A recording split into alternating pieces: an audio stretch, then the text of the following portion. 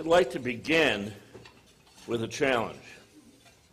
I want each of you to join me in picturing Carmel, Indiana, the way it could have been if we'd let it develop like so many other car suburbs across the United States.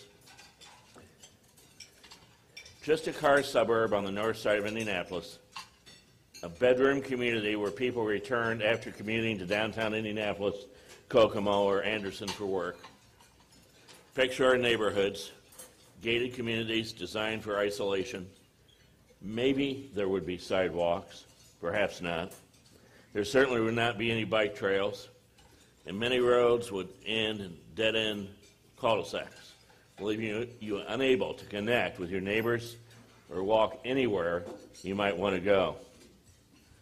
The old Monon Railroad bed, a linear junkyard that would be a fading memory, overgrown with weeds and debris, lined with back-to-back privacy fences, and no public access, no beautiful trail.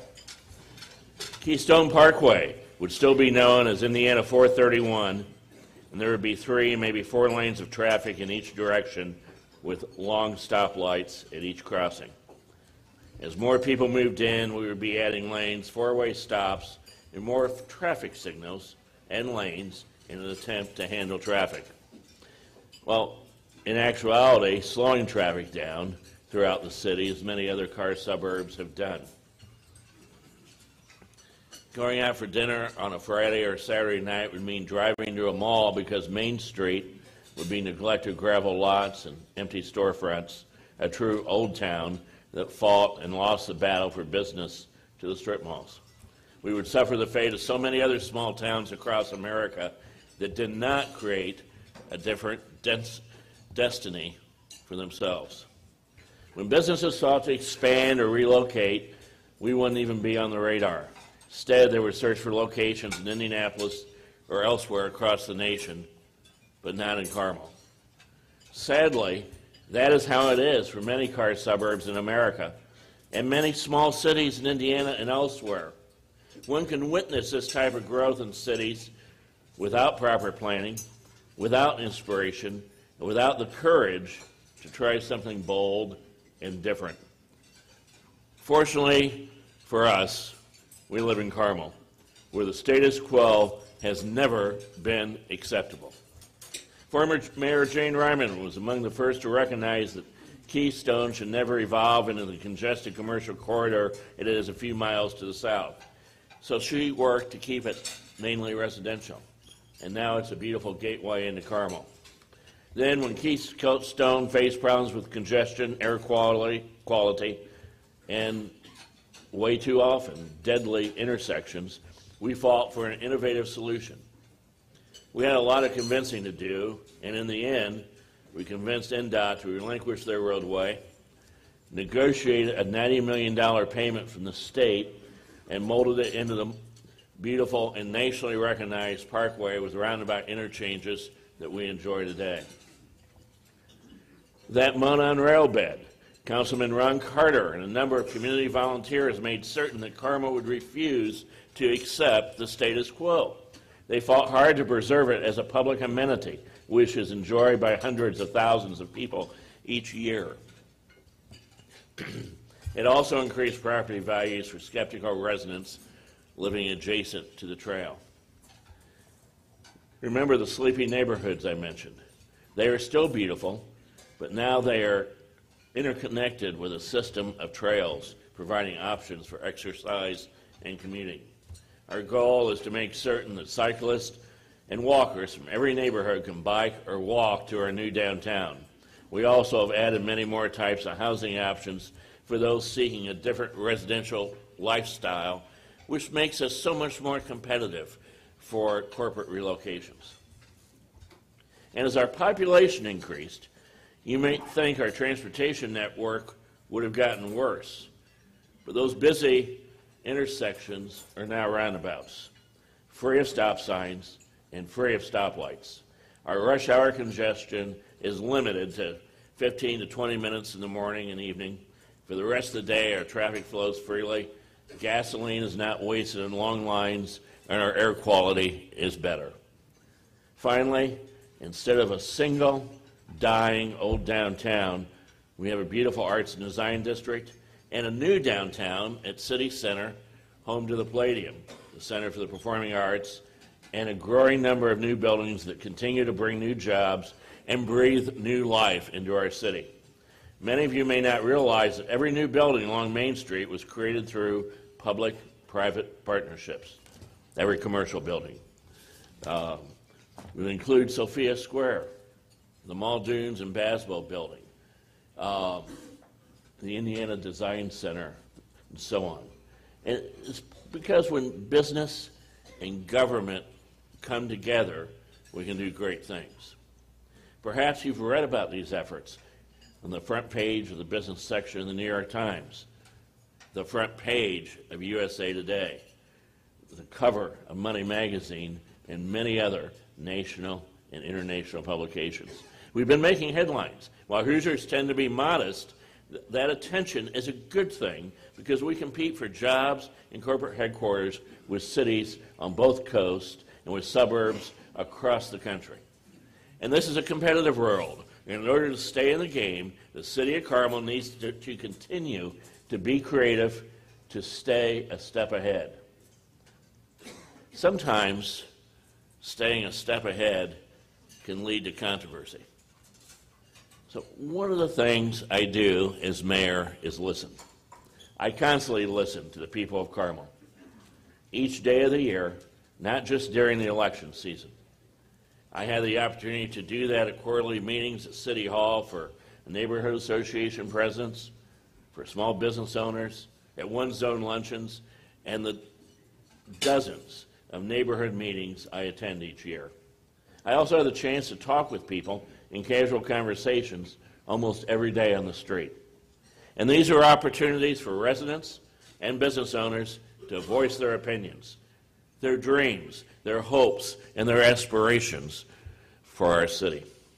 Some may say that it's easy to push things through now that I have a council that is aligned with our vision. I would never suggest that is their role.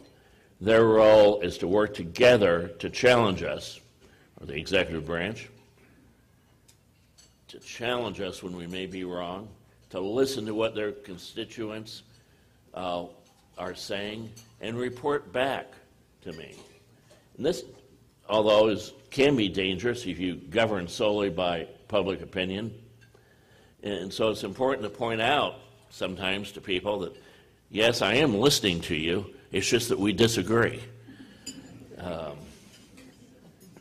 Don't know how many times I've had conversations with people, and they say, well, you're not listening. I said, no, I'm listening. We have a different opinion. But this is representative government. We were the ones that were elected to spend tremendous amounts of time studying and learning the ins and outs of each issue, reading the academic and professional journals so that we really understand the impact of our decisions. Everyone in the community doesn't have the time or inclination to do that. And so there are times when, based on the work that we have done, we do disagree with people's ideas. And the city council and I always don't agree. But in Carmel, we work together in a professional and mature way, without name-calling, without nasty tweets, without belittling others' ideas, in a way that works best to advance our city. Why do this? Because we must strive to just be better, not just to be better,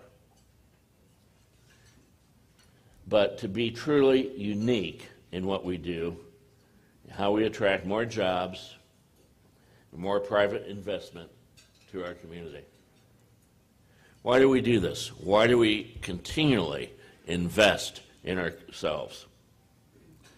Think for a minute. What would Carmel be like in 20 years if we suddenly stopped doing what we've been doing for the last 20 years? I stand here today to tell you that we have no desire to find out. Carmel is excelling and flourishing because of the bold decisions we've had the courage to make in the past, in the present, and the ones we'll make in the future. It's been my honor to serve this city as your mayor for the past 2 decades. I'm proud to have been part of Carmel's great transformation from a small town into a beautiful city to experience. At the same time, I'm also humbled by the support so many of you have shown for our efforts. But never forget that in the end, everything we do as a city is designed to improve your quality of life. The quality of life for your children and grandchildren, and to improve your chances to succeed in whatever line of work you're in. Looking out today at everyone here, I see a lot of successful people in this room. Each year, as I prepare this address, I am reminded how fortunate we are to live in a community that provides so many opportunities for our residents. Good jobs, a well-rounded, tremendous education, recreational opportunities, and thought-provoking cultural and entertainment options are just a few of the many benefits of living in Carmel. The fact that we can provide these in a safe city while maintaining the lowest tax rate of any major city in the state of Indiana is truly something we should celebrate. Let me state that again, because it is an important number to take away. The lowest tax rate of any major city in Indiana. While we do enjoy low property taxes, there we go.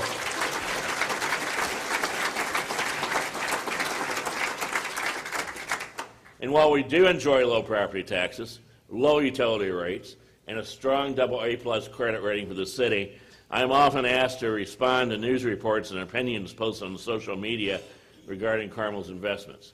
I'm asked if Carmel has too much debt. Are we burdening our children and grandchildren? I've heard this many, many times over the past 20 years. However, I'm pleased to report that nothing could be further from the truth. On the contrary, our use of tax increment financing, or TIF, to invest in our community is not a burden, but a gift to future generations. Let me explain. First, when one talks about debt, one also has to talk about revenue. For example, for many of us, a $500,000 mortgage would be difficult to pay given our salaries. But for someone who earns millions of dollars a year, it's a very easy thing to pay. What about the city? How big a house could we afford based on our income? That's the real question. And because we plan carefully, I'm happy to report that we continue to be in excellent financial condition. Our 2017-2018 level income tax levels provide 159% coverage of our annual bond payments. We plan for that. We have some of the most intelligent financial advisors available to cities. We have created and continue to update a long-term, multi-year fiscal plan that shows us what we can and cannot do in order to keep our taxes low and our credit rating strong. In other words, we have more than enough to pay our bills and remain fiscally strong. As for the future, when the city's TIF areas, or tax incremental finance areas, begin to expire in 12 years, more than $1 billion, that's with a B, of assessed value will be added back to our tax base in Carmel. That could mean a significant drop in our property tax rates from our already lowest rates in the state. This is another good reason to be a resident and investor in Carmel. Let me talk for a minute about how we invest in our city. And here are some numbers to think about and keep in mind as we continue. Depending on land cost, it's between $10 and $12 million to build a 2-lane road from scratch. Nearly $5 million to build one fire station, and then close to $2 million a year to staff that fire station 24/7. And so for a little history, before I took office, residents told me they wanted somewhere in Carmel to dine with friends or enjoy live entertainment or go to a downtown which they could identify. Actually, I remember campaigning in 1995, and there was disagreement about where our downtown was.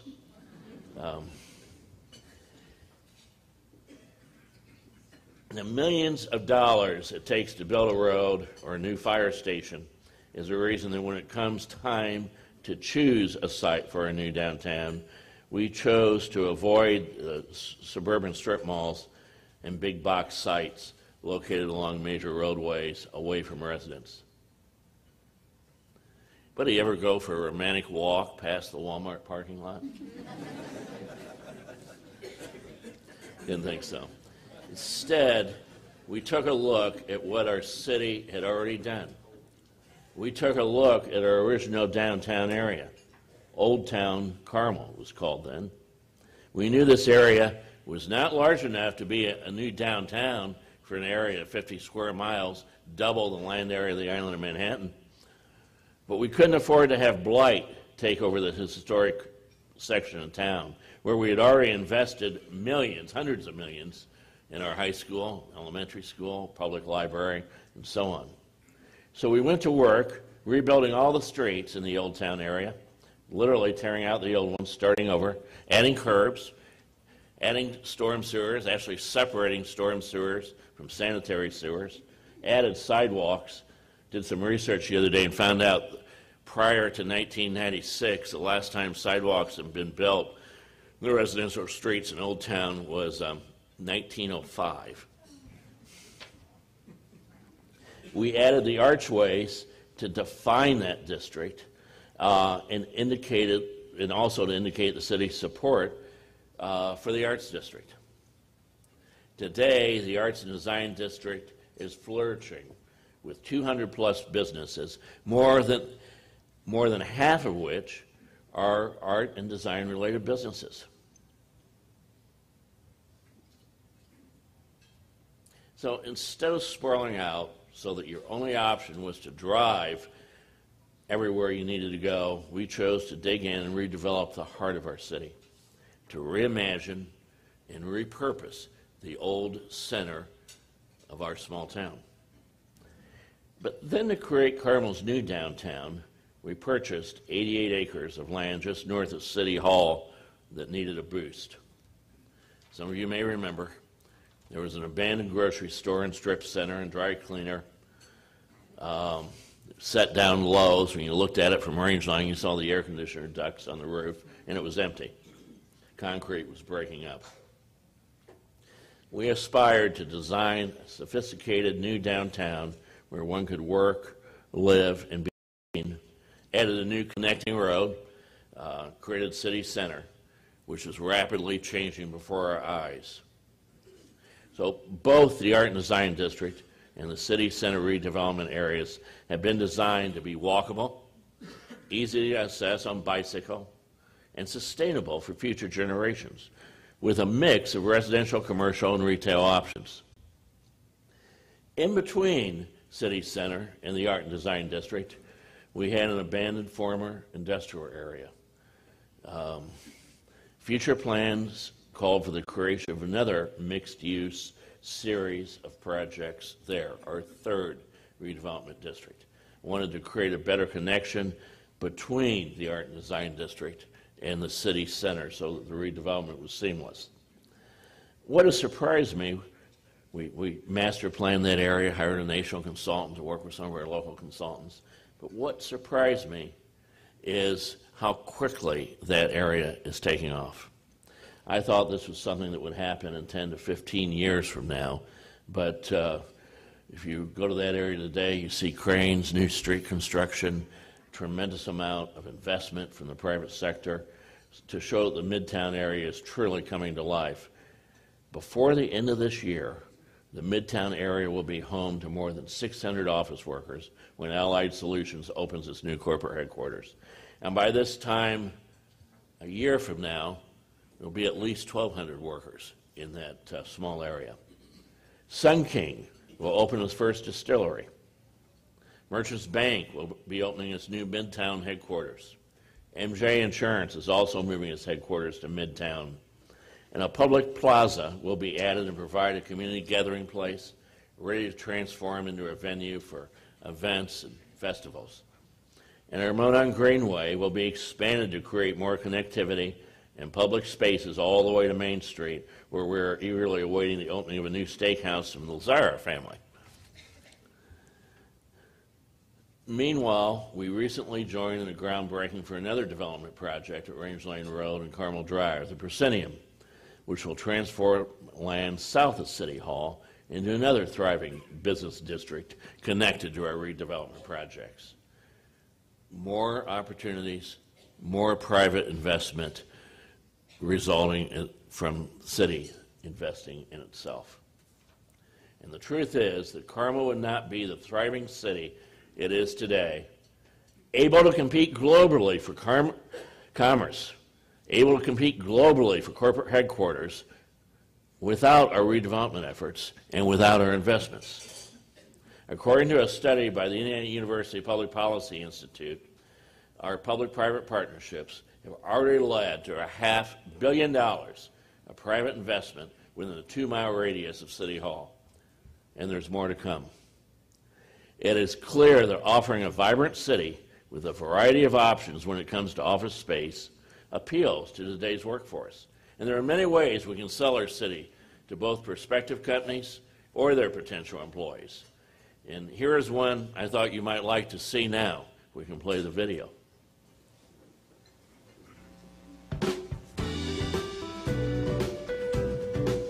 During the last 2 decades, Carmel Mayor Jim Brainard has taken a car suburb of 30,000 people and transformed it into a vibrant and thriving city of more than 90,000. Let's discover what makes Carmel a city to experience. We know that families seek quality education for their children, whether public or parochial, and Carmel hits the mark. The fact that Carmel High School has the winningest swim team in America,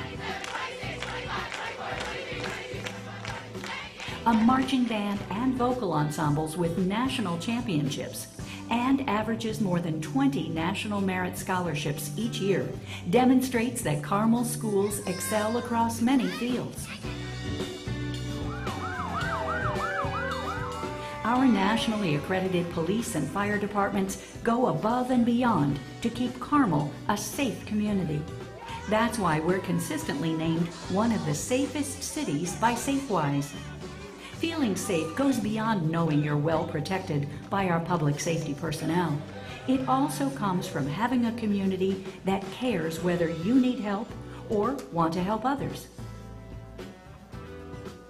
When it comes to finding your home in Carmel, young professionals, families, and empty nesters have abundant choices.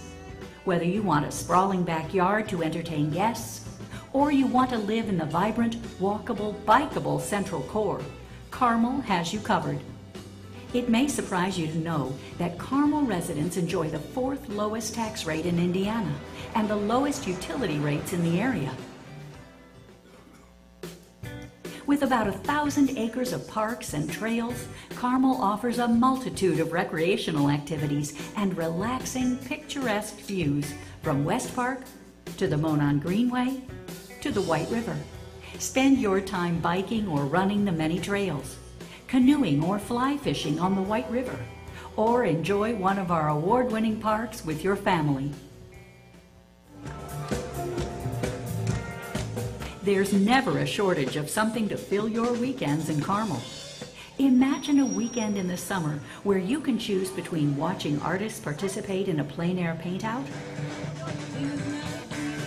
a music festival hosted on porches throughout an arts and design district neighborhood, or a top 10 Grand Fondo biking event. Fill your Saturdays in December riding the free holiday trolley. With stops at City Center, the Arts and Design District, and our inaugural Chris Kindle Market. Don't miss our European-inspired market this holiday season. Cozy up to a fire pit while sipping your Glühwein and enjoy the laughter from those ice skating in the crisp winter air at the new Ice at Center Green. It's easy for your family to make memories together in Carmel. The Center for the Performing Arts is a world-class performing arts venue that houses a concert hall and 2 theaters nestled in the heart of City Center. Spend an evening at the Palladium with acts like Michael Feinstein, Evanescence, and the Carmel Symphony Orchestra. Then tour the Great American Songbook Foundation, which is one of 5 Grammy Museum cultural affiliates. The movie was sung by Kenny Baker. As Carmel continues to flourish, you'll soon be able to sip drinks at the Feinstein Dinner Club at the Boutique Hotel at City Center, gather with friends at the Proscenium, and dine on the rooftop terrace while overlooking the Monon Greenway. All of the city's redevelopment efforts are paying off as businesses seek to relocate or expand in Carmel. I'm very proud to be a part of this community. It's a fantastic place to be a part of. I would also like to just recognize all the community events. I actually live right down the street. I'm actually thinking about getting rid of my car because I can walk to work. The Monon Trail, all the restaurants and theater, the Palladium, it is really a class act. It's a great place. I travel all over the country, and I can tell you that there are not places as special as this. I'm proud to be a Hoosier. We, like many other companies, are seeing a flee to urban areas to where people want to live, work, and play all in one spot. We, like many other companies, are a multi-generational company where we have 5 different generations represented in the workplace. And we have to create an environment that's adaptable and accommodating to every single one of those. And once again, what's happening at Carmel is just tailor-made for what we're doing. The landscape in Carmel may have changed over the years, but the heart of the city remains the same. We hope that you will come discover why Carmel is a city to experience.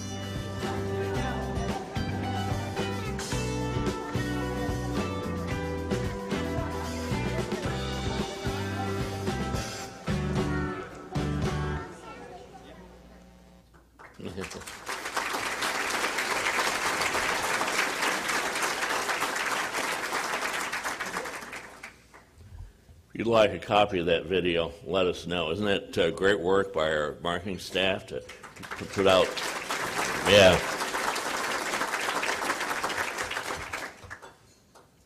Carmel continues to have the right mix that attracts companies. We have the type of community in which people of all ages want to live. And even though there's a great deal of attention being paid to the city center in the Midtown area right now, one of the most desirable business addresses in the state continues to be the Meridian Street corridor, another example of our city taking bold steps. And the seeds of this strong corporate tax base took root back in the 1980s when city leaders then encouraged planners to focus on corporate development on this important roadway. By the way, building a corporate corridor in Hamilton County in the middle of the cornfields was met with much skepticism at the time. But can you imagine how differently Carmel would have grown if they not had to do the vision to plan for something better? In the most recent addition to the Meridian Street corridor, which is home to the second highest concentration of office workers in the state, is Car Auction Services. They have plans to relocate and build their new corporate headquarters in the west of Meridian at 111th Street in Illinois. And here are just a few of the companies also recently locating or expanding along the Meridian Street corridor. Delta Faucet expansion opened this past February. Platform 22 Workspace opened in April. Liberty Fund headquarters opened in May. The Drury Inn opened in the summer of 2016. Blue Horseshoe headquarters will be opening this fall. Encore Sotheby's will be opening this fall. Our challenge now in this area is to also look at repurposing those sprawling parking lots that are already served by electric and gas service, already have the roads in place, the storm sewers, all that expensive infrastructure, but replacing those parking lots with walkable villages that included parks and squares and piazzas, housing, stores, and restaurants to support those older office buildings and to turn that area into a walkable, fun area, much like the area along the Monon Trail. Carmel is now home to more than 125 corporate headquarters. We focus our economic development efforts on corporate headquarters as opposed to manufacturing facilities. Our prime real estate is too limited and holds too much potential value to be used for that purpose. There are plenty of other cities in Indiana that would be happy to have a manufacturing plant. But it was more responsible in the long run to spread our workforce across several industry sectors so that if one is negatively impacted, our economy stays strong. And this is one reason that we were able to so easily, well, it wasn't that easy if you're in my chair, but we managed to come through the recession in 2008 and 9 without having to lay off a single employer or raising taxes. A lot of governments and a lot of private businesses can't say that. But it was because of that diversified mix of companies. Some, went way down in that period and others maintained. So we have to be careful that we don't rest our future on simply one industry or one large employer. We're proud that we're attracting so many businesses focused on technology, software, and application development. What this does is allow us to attract and employ, to attract a highly talented workforce that will thrive if they're able to provide their services with the most efficiency. We're trying to help by making certain this growing community is aware of other providers nearby. It's easy to get focused on work and not take time to meet your business neighbors. Carmel wants to help facilitate those connections and create opportunities for tech companies to network locally. And to that end, we've been gathering leaders from a few of our tech companies to create an atmosphere of camaraderie and skill enhancement among the tech companies. We're calling this new initiative Carmel Tech Connect. And here are some of the companies that have agreed to spearhead this effort. Clinical Architecture, Orchard Software, Software Engineering Professionals, Blue Horseshoe, Fat Adam, Clean Slate, Dreamstorm Media, and we anticipate many others will participate. And following the lead of the One Zone Chamber, and we're so fortunate to have a quality of chamber or one zone that we do in this area, we want to do our part to connect the human capital, the people with unique skills that can inspire others in their field. We can invite nationally renowned speakers to assist with skills enhancement and motivation. And addressing the need for tech-skilled workers is also a priority and will create new and exciting ways to attract the uniquely talented workforce our companies need and deserve. We will engage with the tech community to showcase our city and its dynamic atmosphere to attract the potential employees they need to keep growing. We know we can grow our tech sector, but only if they're able to hire people who want to live in Carmel, Indiana. So I welcome other tech companies to join this effort, to connect and grow together. Just call our office. And just as we're proud to have some of the brightest and best minds in technology working here in Carmel, many of you may not realize that you also have some of the top municipal employees in the nation. They are often asked to speak at regional, national, and international conferences and workshops. And the combined knowledge of our city directors is unparalleled in our state's municipal government. Our city directors have an average length of service of the city of Carmel of 20 years, many more than 30. That means our residents and businesses are being served by some of the top national experts in their fields. We constantly receive visits from other cities, and these directors are constantly asked to speak in other cities about how we do things in Carmel. And this type of expertise leads to a high quality of product and quality service. And these colleagues respect each other and work well together. And so will the city employees joining us here today please stand and be recognized? All of you, come on.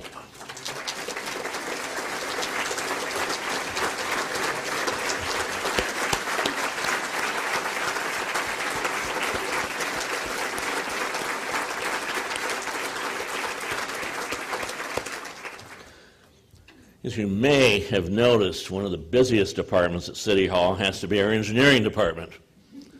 This is a team responsible for carrying out the mandate received by voters in the last election to get serious about making more road improvements across the city, especially east of Keystone.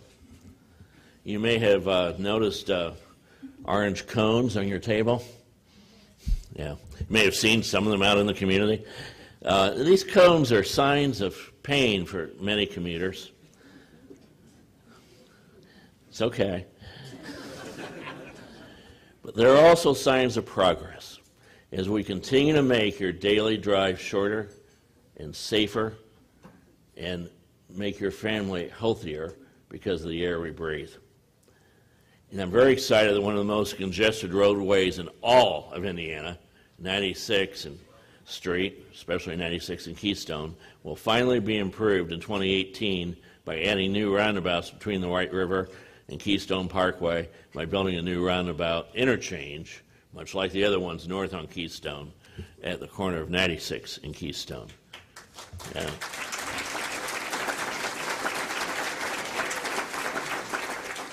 As you may have noticed, this was not an easy thing to accomplish. Some of our colleagues who share that border didn't like our ideas and tried to stop them. While there are some who would have backed down, I think, in the face of a legal challenge, we have a long history in Carmel of standing up for what we believe, what we know is the right thing to do for the people who elected us. It's amazing there are some out there who still claim roundabouts are more dangerous than conventional intersections. So where do you stand? If you're not yet a fan of roundabouts, I can't imagine anybody in this room in that category, but if you're not, we've gathered some data you may need to know. The number, and this is interesting data, the number of accidents with injuries on all Carmel roadways has remained the same since 1996. That may not seem significant until you realize our population has tripled.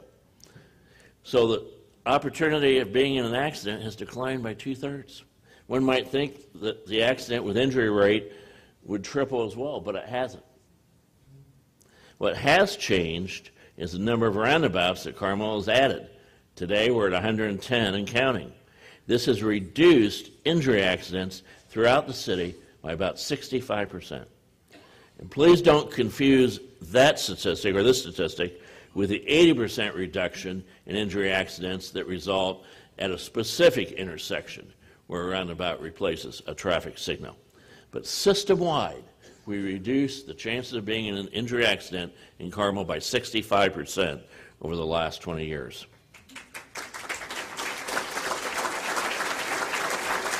Thank you. Here's another significant statistic we discovered.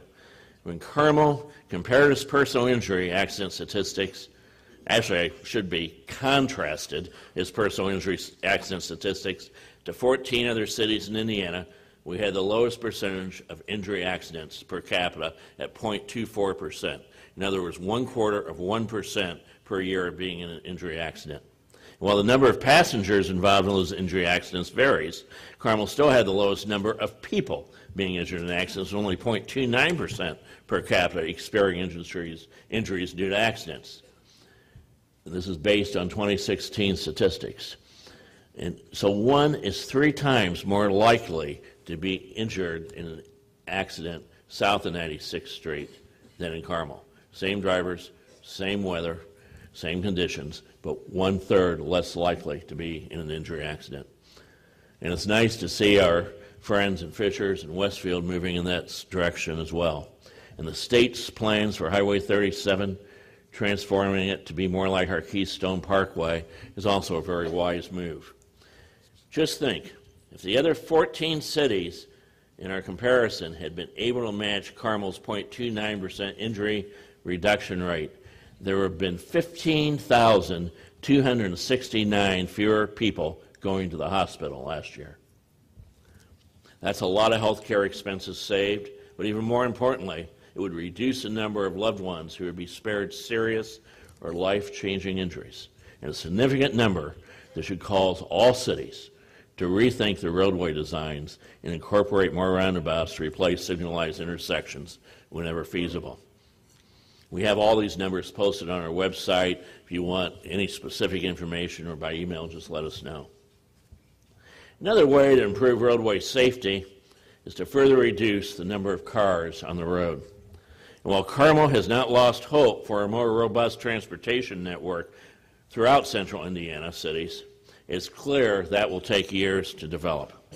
But now is the time for us to begin looking seriously at our own internal transit network, focusing on the denser central core. We're building basically the same density as Western Europe cities that we see on vacation, 5 levels. As we do that and we get that base of buildings built, that's enough density to be able to have a streetcar or a tram like many cities our size in Europe have.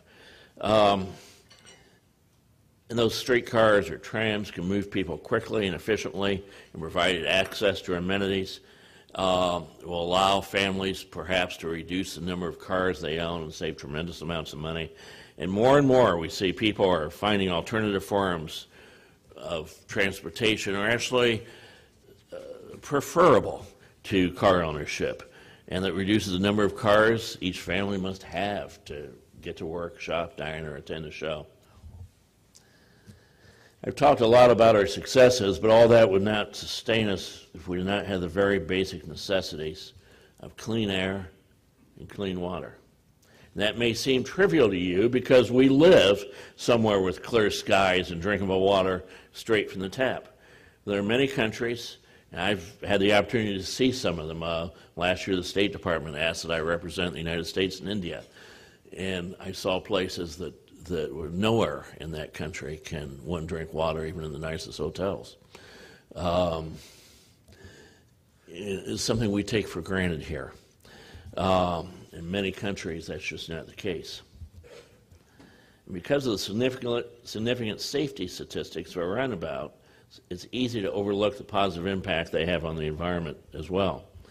Carmel drivers save about 272 tanker trucks of fuel per year due to the number of roundabouts in our community, because we have eliminated a lot of stopping and starting and idling, which uses a great deal of fuel. The fact that vehicles are not sitting there idling at stoplights improves the overall air quality tremendously. That's good news for us. It's good news for our health and our family's health, and it's good news for the environment. It's also just one more way we have worked to find creative solutions to global warming and the impact it's having on our cities. Here are a few of the other things we've done. Issued an executive order in 2005 requiring that we use hybrid and biofuel vehicles when available for our city fleet. We have doubled our efforts to recycle at the curb, making it a weekly feature instead of every other week. We continue to offer recycling of household hazardous wastes at our central site on Rangeline Road. Our Zagster bike share program continues to grow every month throughout the city. We encourage mixed-use development in buildings brought up to the street to create more walkable areas and decrease our dependence on the automobiles. For years, suburbs would put all the stores over here and all the houses over here, so the average American was driving 100 miles a day, 2 hours. And that's the average, so we know for the people that aren't driving that far, there's many that are driving even more than 2 hours. So we're trying to build a city where people can walk most places they need to go or bike, and if they don't want to do that, they can drive very short distances. But the way that is done is through mixed-use development. The city reuses the methane gas as a natural byproduct of the wastewater treatment process to heat the boilers used in producing biosolids, as well as heat, which we either give away or sell as fertilizer, as well as heat a maintenance building, thereby reducing energy consumption. That methane flame is there, but instead of just burning it off, we're using it. When we needed to upgrade our wastewater disinfection process, instead of doubling the size of our chlorine tanks, we reviewed the alternative methods and chose a method involving ultraviolet light. The light kills bacteria in wastewater effluents before being discharged into the White River. This eliminates the use of potentially toxic chlorine and sulfur dioxide and has no detrimental environmental effects on the quality of life in the river. And any developers who are with us today have no doubt heard about our electronic plan review process called Project Docs. It was just recently unveiled and will become a mandatory part of our planning process at the beginning of next year. This system will not only be more efficient, it will save thousands of pages of paper used in this complicated process of reviewing plans by several different city departments. A few years ago, I had the opportunity to serve on the President's Task Force for Climate Preparedness and Resilience. That has led to some wonderful opportunities to engage with leaders from around the globe and mayors across the country to talk about things we can do in our own cities to positively impact the environment, to clean up our air and water. I've been invited to speak in Italy, Germany, Canada, India, as well as the U.S. China Climate City Summit in California. And at each of these events, the message is clear. There are small things and big things that each city on the planet can do to make a difference, and all those initiatives combined will make a difference. We take for granted the crisp air that we breathe in Carmel. We don't walk around with masks on to block the smog and toxins. I will never forget the comments of several high school students from China who were visiting Carmel. We had a cookout for them in front of the gazebo at City Hall on the last day they were here. It was a Sunday evening, beautiful 72-degree summer evening. And when asked to recount memorable moments from their trip here, several of them said, "We saw blue skies for the first time in our lives." Can you imagine going 17, 18 years and never seeing a crystal blue sky that we enjoy almost every day? The only reason we don't see the sun on certain days is due to our lovely weather, not pollution. I want to thank our citizens and businesses who are joining in these efforts by recycling, switching to LED lights, using hybrid or alternative fuel vehicles, and other measures that are better for the long-term sustainability of our community. It's about quality of life, and this is an important area we should not neglect. Someone said to me recently, well, that's not a Republican thing. I said, have you met a Republican or a Democrat that wants to drink dirty water or have dirty air? And we need to keep that in focus and stay away from the partisanship so many times associated with this topic.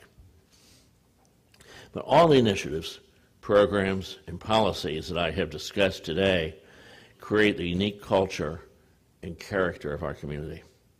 I hear often from residents, both new and long-term, that they are proud to live in Carmel and are excited about how it has changed into a city that has everything they need. It was not that long ago that you had to leave the city just to shop for clothes, let alone find entertainment or a good restaurant that wasn't a fast food place. And so that makes the long hours staff and I have put in for years and hard work fulfilling. Well, accolades locally may be enough to sustain our staff and me. They don't necessarily attract residents and businesses to Carmel, which is really our true passion. What does seem to direct attention to our city are the national ranking services that consistently place Carmel above others in a variety of categories. And I'm sure you've seen the headlines trickle out every few weeks. And quite honestly, I didn't see much value in these for many years. But the truth is, people today have choices where to live and work and raise their families. The best and brightest employees that we need certainly have choices to live anywhere on the globe. And we have learned that they do, in fact, seek out these comparative studies. In fact, I was talking to one new resident a couple years ago, and he said, my wife and I were sitting in Texas. We had 2 job offers, one in California, one in Indiana, and it was breakfast time, and we turned on Matt Lauer and suddenly learned that the one place we were considering was now the best city to live in the United States, according to Money Magazine. And so he said, this is a sign. We decided to come to Carmel. So these things do make a difference. Here are some of the more recent national rankings. Best small city in the U.S. to raise a family, just last Friday. Best city to raise a family in Indiana. best city for families, best places to live in America, safest city to raise a child, best city for veterans to retire in. And the list just goes on, all these different websites and organizations that do rankings. You can see some of them on the screen. But once companies move to Carmel, we need to ensure that they stay in our community, providing good paying and professional jobs for our residents. And if you wonder what appeals to companies looking for a good location in which to grow, here are some comments made just today in a press release from Clean Slate, a company that has chosen to expand their offices in the village of West Clay in Carmel. Their leadership liked Carmel's, quote, low cost of living, the great pool of qualified candidates from local universities and colleges, the ability to have a good work-life balance, and the strong sense of community that helps make employees want to stay with their companies and build careers in place. If we're to continue being a world-class city, we must continue to evolve. We must continue to amaze and engage, inspire, surprise, and excite. And that can only occur if we challenge ourselves to be creative when it comes to designing and creating our built environment with attention to architectural detail and beautiful structures. We must also continue to offer a warm, welcoming atmosphere, which helps people feel like they belong. Good old-fashioned Indiana hospitality is definitely an economic development tool right alongside our robust arts and cultural programs, right alongside our low cost of living, amenities, and exciting events and festivals. And we hear it time and time again. People enjoy the sense of community, the abundant choices for entertainment, recreation, and play, but most of all, they say you have to simply experience Carmel to truly understand the wonderful lifestyle that exists here. It is a combination of feeling safe, being able to send your children to some of the best schools anywhere, having dozens of ways for families to make memories together, all while enjoying world-class entertainment just a few minutes away. And it wasn't too many years ago that your options for a Friday or Saturday night was to go to one of a handful of restaurants or a movie theater. Now the options are far greater. We have even more ways to make memories with your friends and families this winter. In November, we will open our Chris Kindle Mark and the Ice at Center Green. This will add an amazing wintertime activity for families and others looking for someplace to gather and visit amid the delicious smells and bright lights of the holidays. It will be so refreshing, I think, to have another option for outdoor winter fun, as the skating rink will remain open after the market ends at the conclusion of the holiday season.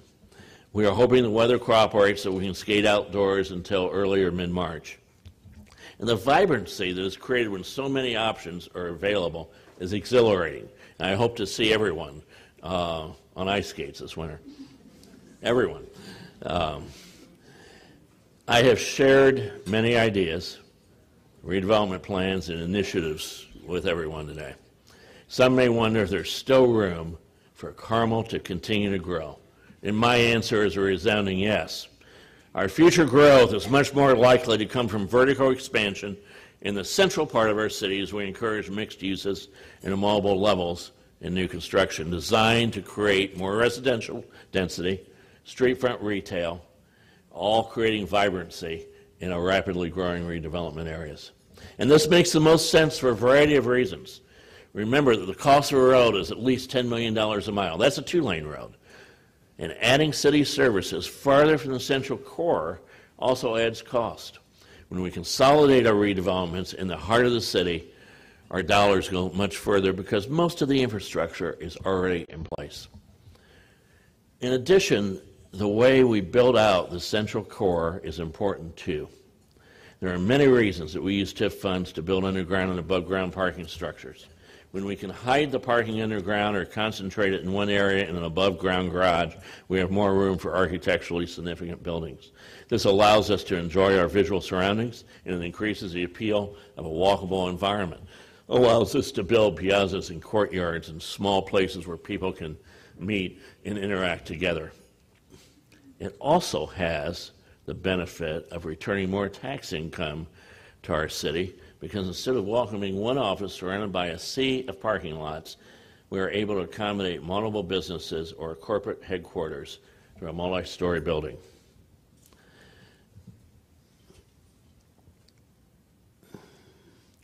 There are not many suburbs that have embraced this. Most suburbs have developed as one-story sprawl. We think it's smart planning. Carmel, in fact, is one of a very few suburbs across the country that is actually transforming itself into a traditional city with a traditional walkable pedestrian downtown. And while none of us can speak with absolute certainty about the future, I can tell you that I will continue to work very hard every day to make this community the most amazing and fulfilling place to live. I want people to love living here as much as I do. There are many challenges in this job. It's an honor I don't take lightly. Not everyone agrees with our vision, and I get that. And I respect everyone's opinions and embrace a good debate, not just every 4 years, but every day if necessary. This is because I'm passionate about what we do in Carmel. But there is one thing I won't compromise on, and I've said this before, but it bears repeating. We only have one chance to build a great city for our children and their children.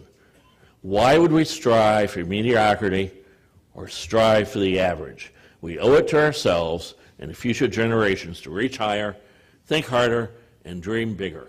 Only then will the results be astonishing then. Only then will these results reflect in everything we do. From the kinds of jobs we seek to attract to the caliber of events we stage into the world-class entertainment we bring to the city. And that's why we're moving forward with building a new city center autograph hotel. It's why we're building an ice skating rink. It's why we're sponsoring and working to bring a Chris Kindle Mark to Carmel. It's why we're working to expand the Monon Greenway. It's why we're redesigning Range Line Road through the heart of our new downtown as a beautiful boulevard. It's why we're adding more roundabouts and bike paths and public art. Let me say one more thing that's very important to me. Poets, novelists, historians, and composers have often been inspired by great deeds and great men, but none were inspired by the mediocre. What inspires us are those people and places that achieve something greater than anyone thought possible. And it's for these things we must strive. Strive to create a great place that attracts the best and brightest minds here, our city, so their thoughts can ignite others. And the greatest thinkers, even centuries ago, created structures that were meant to inspire, created structures that were intended to instill confidence in their cities. The human mind has a strange way of unlocking certain areas. A delicious meal, for example, can inspire an author the way a sunset inspires a painter. And one never knows where your inspiration might come from. Could be the delicate aroma of a meal that evokes memories of home. Could be the new taste of a delicacy you can't forget. It could be the feeling you get when you're sitting with friends, laughing in an outdoor restaurant patio overlooking a landmark building such as the Palladium and watching the sun go down together. You may not remember what everyone was wearing that night, but you will remember how you felt. Those moments that you want to hold on to. The moments that make you feel like you're living in a Hallmark movie, creating memories that will last a lifetime. And it is for these things we must strive. And that is why we have been building Carmel to be a city to experience for over 20 years. And I invite you to join me in seeking to attain our highest quality of life and refusing to ever settle for the ordinary. You think the last 20 years have been exciting? Think what the next 20 will bring. Thank you.